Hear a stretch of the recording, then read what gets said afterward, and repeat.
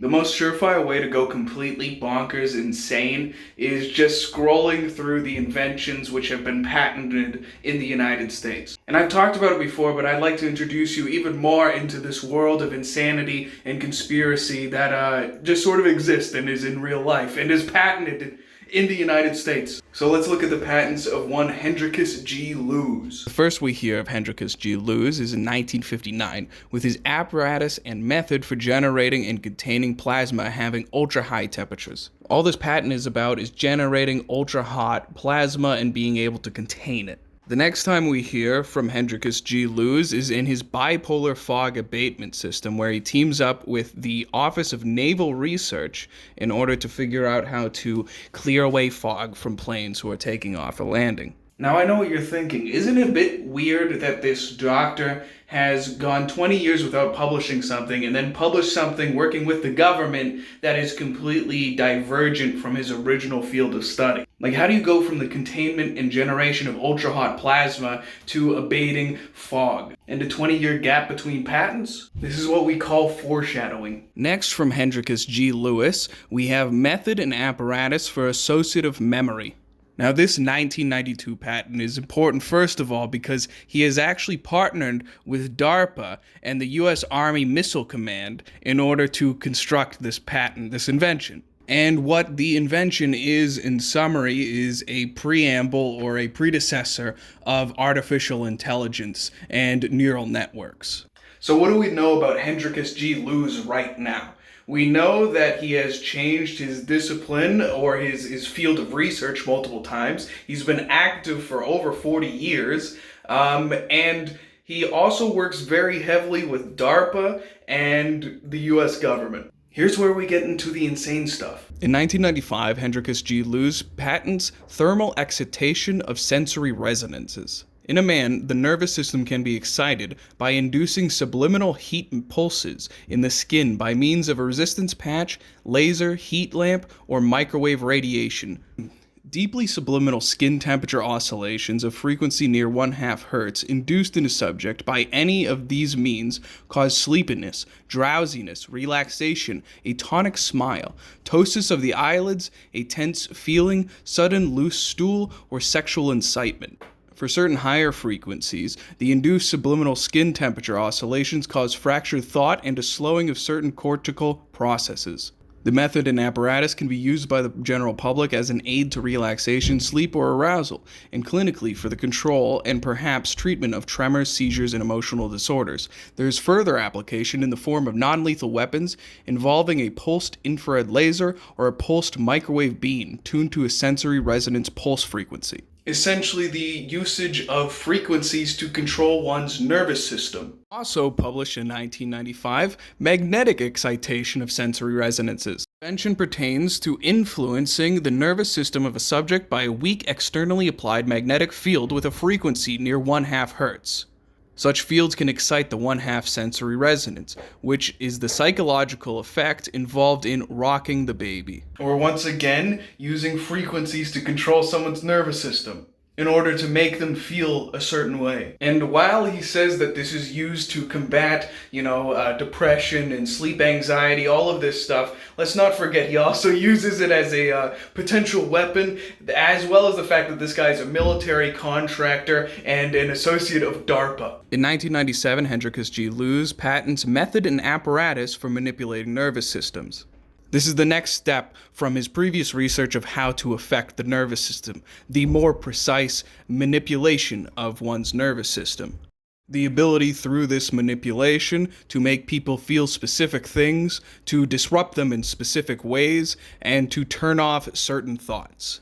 Once again in 1997, Hendricus G. Loos will patent subliminal acoustic manipulation of nervous systems. While previously he had patented manipulation of nervous systems via heat and magnets, this manipulation of the nervous system is the same in the intent, but different in the way that they go about manipulating. He says, in human subjects, sensory resonances can be excited by subliminal atmospheric acoustic pulses. Atmospheric acoustic pulses are pulse waves or electromagnetic waves which pass through the atmosphere itself. He suggests the suitable apparatus for such a device would be a portable, battery-powered source of weak sub-audio acoustic radiation, or acoustic monopoles, in the form of a device that inhales and exhales air with sub-audio frequency, or essentially letting off waves which are capable of being heard subliminally but not liminally, or even perhaps via headphones. For the purpose, of course, of essentially mind control, the controlling and manipulation of your nervous system.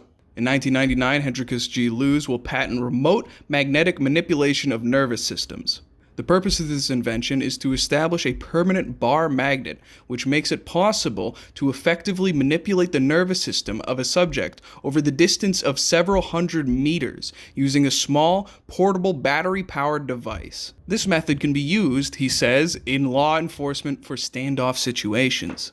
So a quick summary of the 90s for Hendricus G. Loos in case the pattern wasn't established for you yet. In the early 90s, he figured out how to manipulate or affect someone's nervous system in close contact using electrodes and that sort of thing. In the mid-90s, he figured out how to make this manipulation precise and specific. And in the late 90s, his work was surrounding the manipulation of one's nervous system remotely over a large distance. In 2001 comes the final patent from Hendricus G. Loos. The pinnacle of his work is titled Nervous System Manipulation by Electromagnetic Fields from Monitors.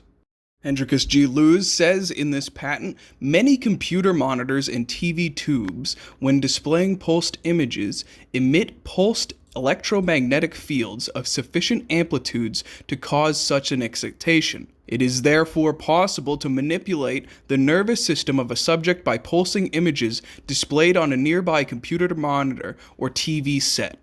Pulsed electromagnetic fields capable of exciting sensory resonances in nearby subjects may be generated even as the displayed images are pulsed with subliminal intensity.